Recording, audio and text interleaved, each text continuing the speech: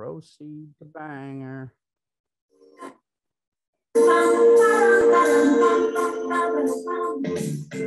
It's that time. There we go. Christmas time is here. Everybody knows there's not a better time of year. With the boys at Copyright. Sing over every other line. Later at the top of Christmas vacation. Cheers! Merry Christmas. I'm actually watching this right now, man. Awesome. And this was the census number 1, right? On the draft board. So yeah. Christmas Vacation was the number 1 movie off the board.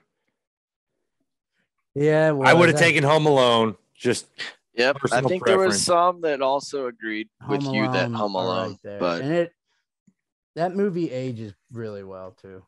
It's pretty cool. Yeah. So like the older we get, we're gonna talk some Christmas tradition, Christmas TV shows, whatever the hell we want about Christmas. We got a couple things to wrap up from part 1. I got all the answers to the test now. Uh-oh. All right. We got Fantasy Player of the Week. Jimmy, pick a fantasy player. You'll probably end up taking somebody that's on my fantasy team. Pick a fantasy player that's going to go off this week. Well, and unfortunately for your fantasy team, the guy I picked plays on my team.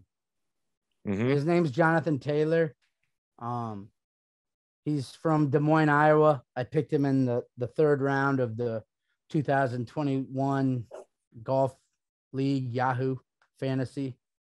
And yeah, he's and it's chalk, man, but he's had a great they're playing the Cardinals. Yahoo. They're playing the Cards, but I mean, the Cards were getting fucking ran on by the damn Lions last week. So I can't really disagree with you. Yeah. With Reynolds or something. Yeah.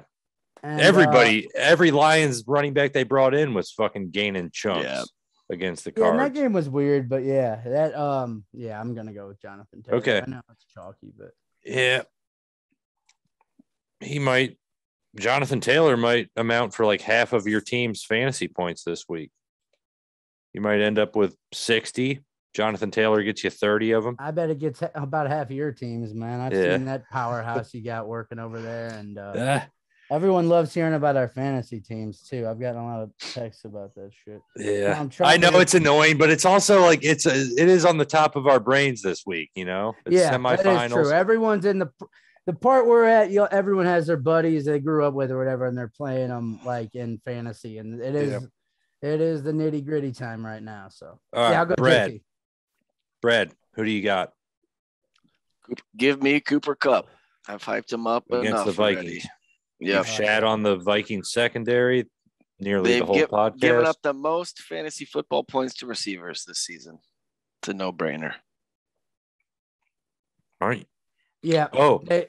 What do you have? He had 9 for 136 and 2 touchdowns last week. So, yeah, something like that again. Aren't you playing against him in fantasy, though?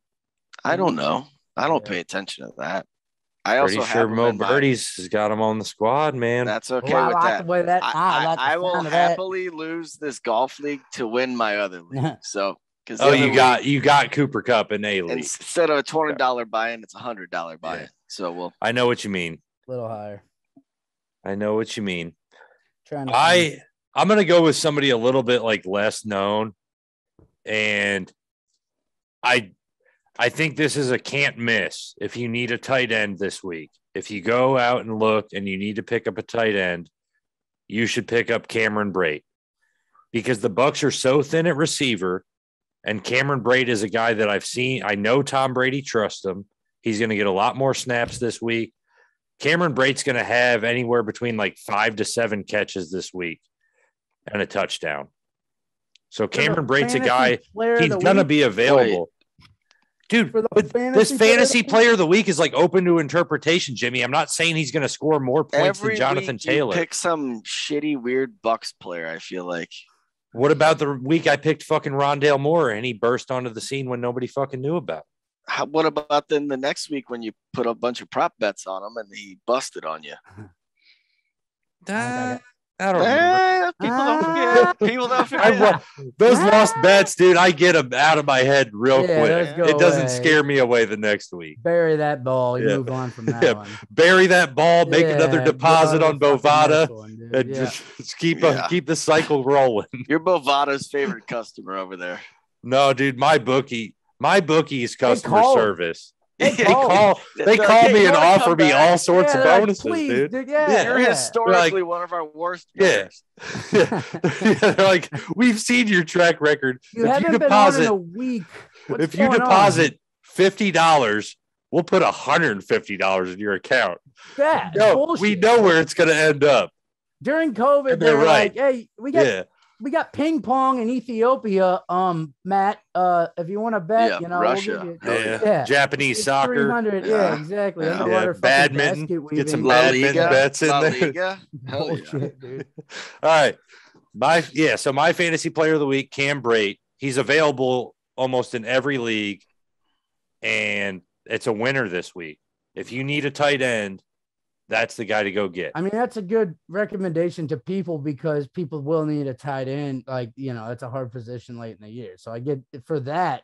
I get what you're saying in that. Yeah, I can understand. I'm actually offering decent fantasy advice. that's not instead bad. Instead of saying my fantasy player of the week is like the best player Taylor all year. Yeah, that was easy.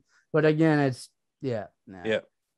This is All when right. we don't go back and check a lot, but I think I've been decently close in a few of these. You've hit on this a lot of weeks where the person you pick for fantasy player of the week does go ended off. up having Rodgers did it at least once, I know.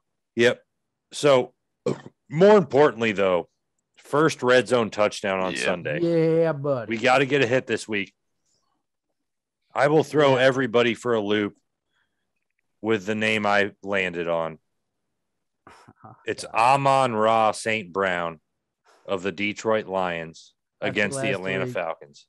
After last week, you're going into the Amon-Ra. No, you know what it was, dude? I bought a pack of football cards and I got an Amon-Ra St. Brown rookie autograph.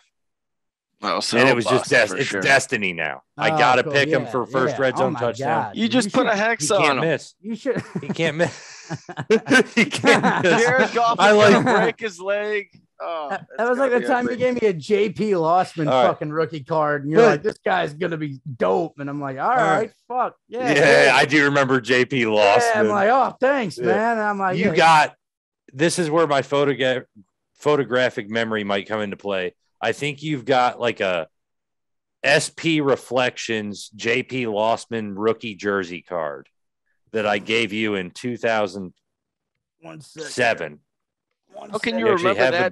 But you sleep through like the best games every week. Jesus. Yeah, man. I mean, that game was on a Saturday. Like, how the fuck am I supposed to? Sometimes Saturday requires drink a coffee. Time. Drink a coffee. I only drink coffee at work in the mornings. I don't drink coffee on the weekends. Let's look while he's looking up the JP Lossman card. Brad, first red zone touchdown. Give me something that's gonna fucking hit. 1 second. Bless you. Damn, he did a good job fisting his mic. Devontae Adams got some experience fisting. Devontae Adams is my red zone touchdown pick.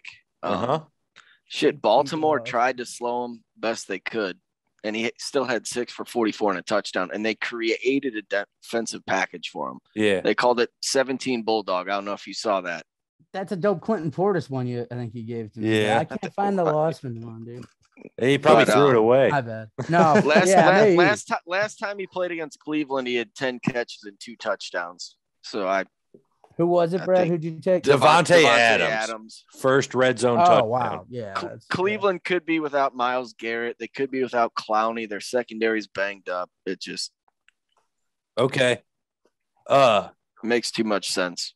While Jimmy's digging, I like this. Because we're gonna start taking a defense as well on these first red zone picks. So, Brad, who would be your defense pick for first touchdown? Give me Jimmy. If you're ready, go with your offensive player. I'll go. I was going Cordell Patterson as long as he's healthy. They got Detroit. I feel like he's just too much of a weapon on offense. There's a lot of ways he could get in. So okay, Cordell Patterson. You get Seahawks Oh yeah, he had Jamar Chase. Seahawks has Jamar Bengals, Chase. yeah. Banger alert. Even though he had 1 catch for 3 yards last game. Yeah. Get fucked. He's due. He's due, man. Yeah, I kind of he's like the due, strategy. I love saying he's due. So, Brad, back to you. Defense. Noon games. Chargers. You like Chargers the Chargers in Houston. Yep. I'm going to go with the Bucks. I'm going to go with the Bucks against Carolina because if it's Cam Newton out there or Sam Darnold or whoever else, those are turnover machines. So give me the Bucks. Let me get Levante David first red zone touch. He's out for the year, I believe, or for the regular season. David. I might have to stop the podcast. Yeah, sorry. Jimmy, pick a defense. He was not noticeably injured during the game against the Saints. And I mean, he probably just fought through it, but. Yep. Sustained a foot injury, won't play again until at least the postseason. That's the Tampa Bay Times. Damn. That's terrible news. Yeah. That's terrible. Defensively, let's God go damn it, with... Shaq. All right. Jimmy, I need a defense. Sorry to drop that knowledge on you there. That fucking I might not sleep tonight. I might need to go get more beer I'll after go Detroit. This. You'll go Detroit? I don't mind that. Against Atlanta. Yeah. I could just see like a tipped ball maybe getting in or a fumble. Muffed putt, something like that. Yeah. So that's our first red zone touchdown. That wraps up our picks for the week. Fantasy included. Yep. So we are on to Christmas. Jimmy, somebody might have looked through that binder and stolen that JP Lawson I know. card. I think it's gone, man. But Byron Leftwich and D'Angelo Hall rookie cards. We can't see him. I do remember. It's so weird though, because as a kid, I looked through those cards so much. I remember like nearly the look of everything on that binder page. Or which ones I'm talking about. Yeah. Because we used to fuck around with this shit. Ugh. See some of these, man. So Christmas talk. Yeah. Dude, what do you random thought here? Because we're into kind of garbage time of the podcast. That's a good like Marshall Falk page. Random thought on the podcast. What if I next time I go to the sports card shop, what if I just like get a box of cards? Spend a few $100, get a box of cards. That'd be a good thing to get there. And like open them up and we do a weird, like an extra podcast, just like opening a box of cards up and seeing what the fuck Broncos players, which Ravens players, which Bucks players we get. Get some Pokemon cards because I got a boatload of those too, man. Yeah, it's another way. It's another way to throw away a bunch of money, which is what this podcast is really all about. No, you said you got a really important one. That one dude that is going to be your what was the guy's name? Herbert. Yeah, Herbert's my breadwinner, dude. No, the one that dude that you just brought up, Joe, that you got the autograph card. Mac Jones. No, the autograph card. You got it yesterday. You said you bought a box of cards. Amon-Ra St. Brown. Yeah, there's your breadwinner right there, man. All right. Enough football for now, though. Let's do Christmas talk. Yeah, I like this. Let's do Christmas talk. All right. Yep. This is Hillary Duff. I didn't mean to play the Hillary Duff version. Oh my God, dude. Oh my God. Look at Fred. When it stopped, I was in a different town. All right. I was going for the original Santa Claus Lane. Hillary Duff stole it. But there's a Christmas song that's, oh my God. Here comes Santa Claus. Here comes Santa Claus. Right down Santa Claus Lane. Or Gramsci got ran over by a reindeer. You know what I'm saying? A lot of options.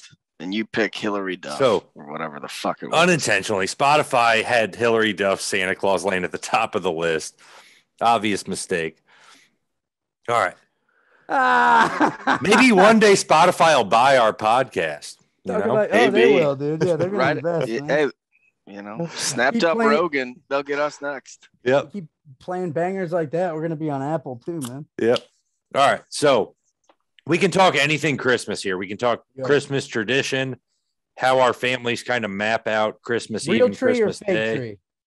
real tree is ideal, but at a certain age or in a certain location, a real tree isn't always possible. Like as Chevy Chase learns in Christmas Vacation, he buys the tallest tree he can, but then when they get it in the house, it barely fucking fits, you know? Yeah, I found fake trees better. It's just easier. It's more convenient. It's more practical. Because if you have a real one and you have like little kids or like animals, like dogs or cats, like there's a good chance. Well, tree water ain't gonna hurt him. Before we left, he drank a half a quart of Pennzoil. I know, like one year we did have like, and we don't know if it was like he lifted his leg. We didn't set the stand right or if it was our dog, but left and came back and the live tree was down. And there's just like fucking sap on the carpet, just a nightmare. And it's just like, it smells great. Water. It's fun to go get it. But at the end of the day, you can get a fake one, throw a couple. God, you're going to make me sick if you keep moving them over there. I'm sorry about the motion sickness, everybody. Fucking, but you can throw a couple pine. Jimmy started bringing up his cousin Eddie. That was like one of those rotating trees. Matt was giving us one of the worst trees ever. Than rotating, just gyrating his. My mom was all pumped. Dancing one around of those things that would turn on. I'm like, could you shut it off at least? I mean, Jesus Christ, this isn't Home Alone. I definitely agree with you, Brad, that the fake tree is the way to go. The only memory I have that tells me otherwise is when I was a pretty young kid, we had you get the toys like the mini bulldozers and like trucks and wheelbarrows and all that. Yeah, and it was very fun using like a bulldozer type toy to clean up all the pine needles under the tree. And your parents, like I'm sure my parents tricked me into it, but it was fun. Picking it all up. All three of us probably grew up with live trees too, so it kind of gives you, I don't know. I feel like after a while, the coolness of it kind of wears off. Like when you're young, it's really cool. It wasn't even about going to get it and shit, like the glorifying Chris. It's more just the smell of it in the house and shit. Like at my dad's house, he would always get it, but wood floors helps because you sweep all of it up and it's not really a pain. But once it's out, you sweep all the bullshit up. So even with the fake ones, you still get shit that falls off it. You know what I mean? From opening it and like unlocking all the. But I do also remember like another Christmas tree story. We went out to one of the Christmas tree farms in St. Louis when I was young, and they let you saw down your own tree. Yeah. And I could, even as a young kid, I could tell my dad didn't know like which way the tree was going to fall when he sawed down the. Yeah. And looking at it, but he was too, you guys know my dad at least well enough. He was like too proud to like admit that he didn't know what he was doing. He was just like, just hack through it. We'll be fine. Mike, you put your hands on it here and grab the top. Mike, grab it here. Yeah, fucking Mike. Mike's always catching the shit onto something. But it was always kind of fun going and like searching through those Christmas tree farms, finding your own tree to cut down. I've done that with my dad. I didn't do it with him this year, but we always try to. Well, have you heard there's a shortage even at like the lots this year? Like there's such a demand, and with the way everything is, supply and demand, that people are they're getting suffering from COVID. Well, no. It's getting them from the tree farm. I'm gonna go to every tree lot and put a mask on every fucking tree. I was waiting on you to blame like global warming. No, that's because of the white people, dude. I don't think any of us are that kind of. That's because of that. So, like, can you think of any TV shows that have good? The only one that came to mind for me was The Office, because some of The Office TV this year is gonna suck for our household. Luckily, there's football, but usually we watch NBA all day. Is there no NBA? They're canceling. They're shutting it down because of COVID. What? Yeah. What? Yeah. Like, don't quote me. I'm almost. Did the NFL pay them to shut it down? Yeah. Does anybody have inside knowledge? Possibly. I mean, Goodell would pull that type of shit off. He'd be like, NBA, we're taking Christmas Day over. Go fuck yourself, NBA. Dude, that is a tradition. We watch basketball. We're, basketball enjoying family. It's in the background all day, like on mute, and then you have it always is. Yeah, I know. The Yule log TV on a little side TV, and that's your. Yeah, dude. Yeah. When I was coming up with the trivia questions for Monday last week, last Monday, dude, it was crazy to find out. So that game, I think I brought it up in the podcast. I can't remember or not, but when they had so that game I brought up that was the longest in NFL history. So the NFL was real pissed about that, dude. They didn't do a game after that from like 72 to 89. There was not one NFL game on Christmas. It was like they were like banned from doing it basically. And like the two cities, Minnesota and Kansas City, I think in the last podcast, tried to put up a law that you can't play NFL during Christmas. Like people were pissed. And it's funny now how it's gotten so big that now it is even the NFL. Because all the shit I was reading on it when I had to research that shit, it was like the NFL tries its best to avoid it if they can. Like they would rather not play on Christmas, and that's weird to me.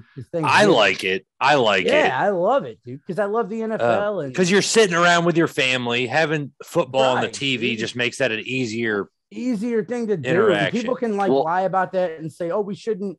You should talk, but it's like, come on. I mean, let's be real. Like, even as much talking as all of us want to do, I love my family, but having something to watch helps, dude. Like, just not sitting there being like, "So, did you see?"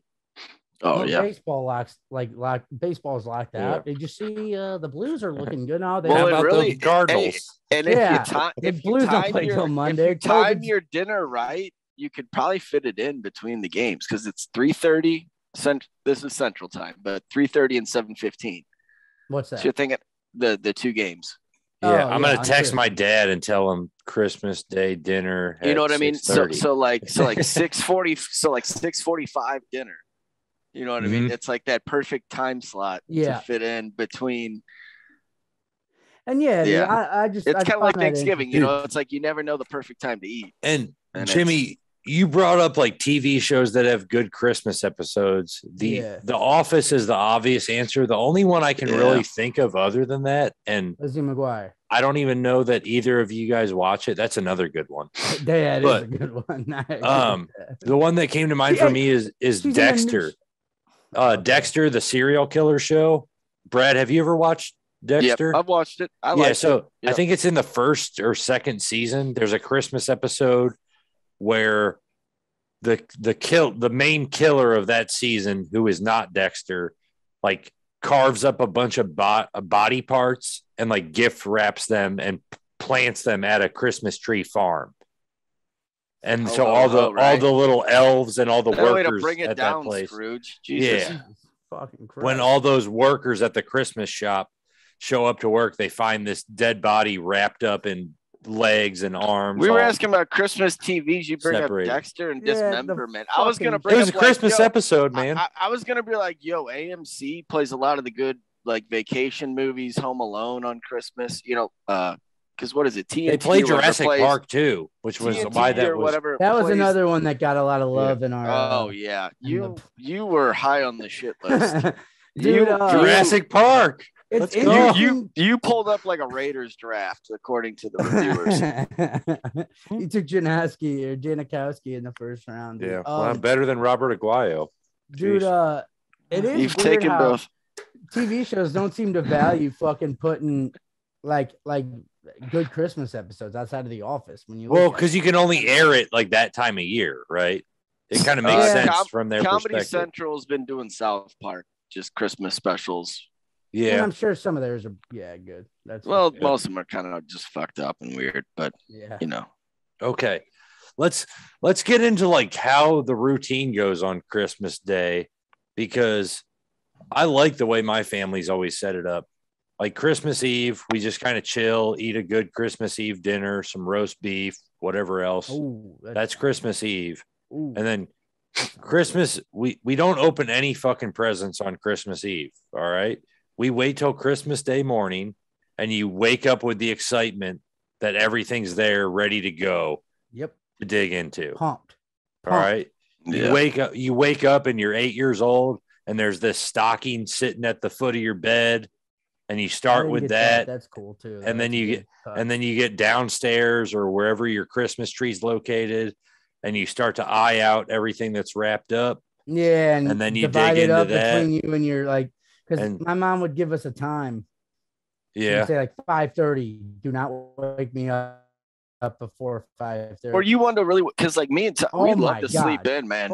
Like dude. even as little kids, we would sleep till 9:30. You know, like our parents be Why? waking What? us Dude, up, like even you go to want to get bed. up, you want to get up. It's like, well, we know they're gonna be there. Well, like, me and my brother shared a room as young kids. Same and here. So we would actually plan it out where we wouldn't go to sleep on Christmas Eve, and we would wait till we would hear nobody else moving, and then we would sneak down and just like scope everything out. Yeah, check it out. I remember hearing my mom like just walking in my house, like once I knew, you know, Santa, whatever, and like that Santa is out there, and he works with my mom, to all of our younger viewers, right? So and I would hear them walking up there together, and or maybe just, but anyway, and I would feel so, because you could like hear like wait a little bit long enough to like make it seem like it was a hidden thing, and then eventually be like, all right, fuck it, and I'd be like, all right, let's go see what we got. You know what I'm saying? Like you wait it out and go check out, because that's what me and Melissa would do. Go out and like literally divide up all of our shit. But do you guys do shit like with extended family, like Christmas Eve or day after Christmas or anything? Go to my when I was young a little bit, but it was always, if we did it, it was always like, at that house in Westbrook, you know, right up the hill from your parents' house, Brad. Yeah. Because that's what I feel like me and my never had that burning, like you guys are talking to go scope the shit out. Because like Christmas Eve, my whole dad's side of the family lives in town. So somebody was sleeping down by the tree or something. No, so we do our whole Christmas Eve. So Christmas Eve, you're getting all these presents already from aunts and uncles and shit. Like I don't get anything from parents or Santa. Yeah. But it's kind of, you know, like, and even the food, because like Santa, you know, real. I don't know if, but even like the food, I don't know what you said you did roast beef the day before. Like most of ours are like apps. It's like, you know, deviled eggs, deviled eggs, nice.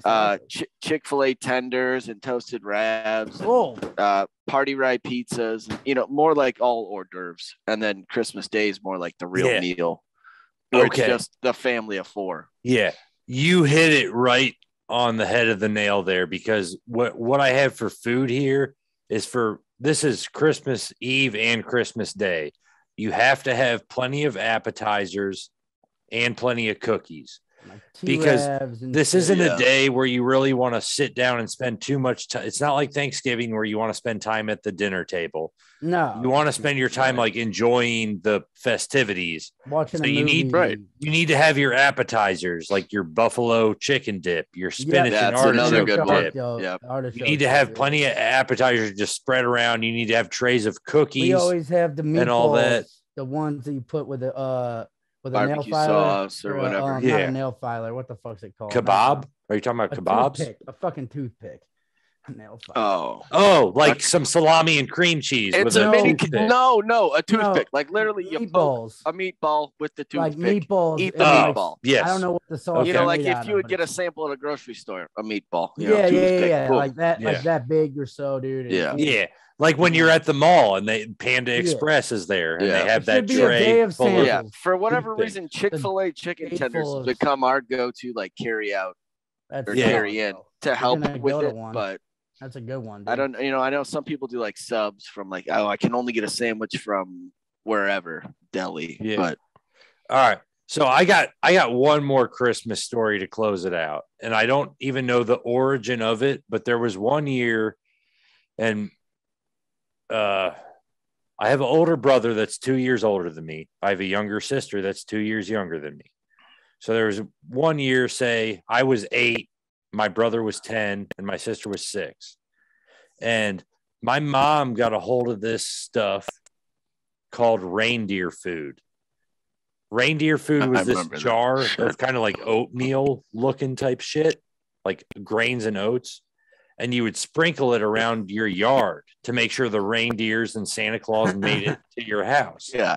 So we did the whole thing. It's like fucking bird seed. We had like 3 jars full of the shit, dude. We spread it everywhere. We didn't do the perimeter of the yard. We did the whole yard.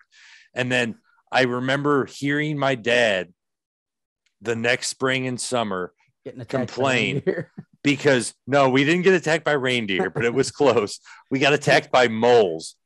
And Yeah. I remember my dad. I remember my dad setting all these fucking mole traps, dude. Yeah. And when my dad was doing that one day, he was like, that fucking reindeer food. I swear that fucking reindeer food, it attracted all these moles into our backyard. And now they're all over the place because we literally brought them here. Well, and you guys know my dad. Like, he gets heated. Type of shit like that, dude. Elementary experience because the two main substitute teachers were like his mom and my mom.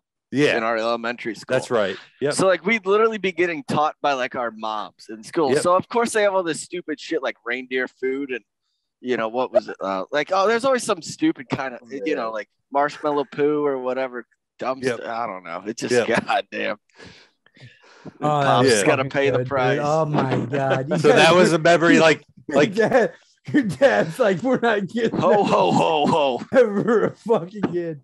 Fuck that reindeer food. Look at the yard. There's moles everywhere. It was like Bill Murray and fucking You guys are trying to play soccer in the backyard. Yeah. Yeah. God damn that. That backyard was badass for like football and soccer though. Yeah. I met you a little bit too late in life to like get the full use out of that backyard. Yeah, we definitely got the use out of all the mine and my neighbors though, man. We tore that up with football. Mm-hmm. Backyard football. Damn, dude, I know the weather's supposed to be nice in St. Louis on Saturday, but if it was snowing on Saturday and I'm in St. Louis, I would do everything I could for us to just like put together a backyard football game. Yeah, I would even go out and if nobody's down for fucking tackle because we're too old and somebody would get hurt, I would go out and find a way to buy fucking flags. Yeah, for the shit to go down. I actually have them at my parents' house. Yeah, that'd be the way to do it. Do you think we could make it happen, Brad? I think is Tommy in town? He would be in town. He'd be down, and we have 4. I'll reach out to a few people. Yeah, we'll see. I might be able to get Natoli and Reams. That might be a good way to bridge the gap. We do a little football game. It'll all work. Right, man. We don't need any flags. Let it fly. We'll figure it out. We don't need any flags. But that is the spirit of Christmas. I would love it. Dude. Yeah. Might be something that could work out. Hey, dude, ask him. See, I will. Out and see, man. Yeah, and then tell them to like and subscribe. All right. Let's wrap. Does anybody else got a wrap up? Can we wrap it there? I was gonna ask, is there anything you guys have that's like a must-have tradition on Christmas Day that you're like, I gotta have it, like even if I'm not with my family, kind of thing? Some kind of ham. I actually don't know that I've actually had a Christmas that I haven't spent with. Well, or even I've had Christmases that I haven't spent with my mom because she's in North Carolina. Like I'll say for ours, it's stupid just because everybody wakes up hungover besides my dad. So it's like there's just like we always have like a coffee cake, and you just cut up a piece of that, kind of, slowly wake up. Yeah. We move slow on Christmas in our house. With my mom, there's nothing that's been consistent, but with my mom, I think that was like quiche, which I've never had any time of year, I don't think, except for Christmas. And she would make some sort of like egg quiche. Yeah. With like vegetables all baked into the egg. It's like an egg casserole. Egg pie. Yeah. Oh, it's good though. Okay, with like a pie crust. Yeah, it's pretty good. Yeah, so, no, I always just kind of go with it. Like, I don't, because, and this is, we're wrapping up. We got 3 left. But it's like, dude, it's weird having parents when they're divorced, because it's like I do it with my dad and then I literally repeat it. Like a lot of the times, like sometimes my mom will come if she's working. She'll just come to like, or my dad will come to like my mom's thing when she has it, just to like, say what up. But it is like weird how it like, I'll do it. And then the next day, like on Christmas Eve, and then Christmas, I'm like, now I go over to Shannon's and we do the exact, we talk about literally what we talked about yesterday. Yeah. And repeating those stories. Right. It is like kind of. That annoys me. Because it is. It's like, yeah, but it's not annoying because I do love seeing them. But yeah, it's like, it's more just like, that does make it different. Like, and everyone now, I mean, it is weird how everyone has their own different thing. Like you said, you get a stocking at the foot of your bed, and I used to. Yeah, right. Yeah, I don't think anyone's doing that, man. But when I stay at my dad's, I don't have no fucking bed. I sleep on the couch. The cats, They sleep outside. Yeah, but everyone has their own thing, which that's what makes it cool. Is just like, I don't know. We're fortunate enough to have like all of our family here pretty much. Yeah. Or an available way to come, go and meet up with your family. But I think it's all about just kind of, even if like there's times when you hate, you're like, I'd rather just be. You set that all aside. Right. For the holidays. Bite the bullet. And it is fun. When you look back, you're like, that was a good time. You always, sometimes you're like, God, I don't want to do it. And then when you're leaving, you're always like, man, I'm glad that I actually went and did that, or else, I could have blown it off. But yeah, good point. Well, I say cheers to that, y'all. Yep. Merry Christmas to you guys and all of our listeners. Yep. Hell yeah. Thank you, guys. Best gift is having 51 subscribers or whatever we're at, 52, I think. Yeah. So, please. Unless somebody burned us already. Yeah. Please like and subscribe. All three of us had the goal. Notification bell. All three of us had the goal that we would get 50 subsubscribers by Christmas. Yep. And we got there. I know it's not a lofty goal. It's nothing crazy, but not quite. We got there. We're right behind Joe Rogan in the numbers. We've been here. I mean, I'd argue we put out a better product than Joe Rogan. Yeah. But I can do more push-ups than him for sure. So. Yeah. I'd fucking beat his ass in the UFC ring. Yeah. I mean, I've been working. I'll pin him in a heartbeat, so we're all set. I think it's time to wrap up there, boys. Though, cheers. Yep. Happy holidays to everyone. Cheers, y'all. Merry Christmas. Yeah. We'll see y'all next week. Maybe I'll see y'all Saturday for some fucking backyard football. Man. Dude, even if I don't, I might get to St. Louis early on Saturday, Christmas Day. I don't know what you guys will be doing, but Brad, if you would be at the house in Westbrook, I'll be in the hood. Me and Tommy will be in the hood drinking. So. You'll be at Westbrook. You'll be at Spring Hill Farm, Westbrook. Yep. If anything, if I get in St. Louis by Christmas Day, say like 2:00, we'll toss the football around, even if we can't gather the troops for an actual game. I got one ready indoors. I keep a football.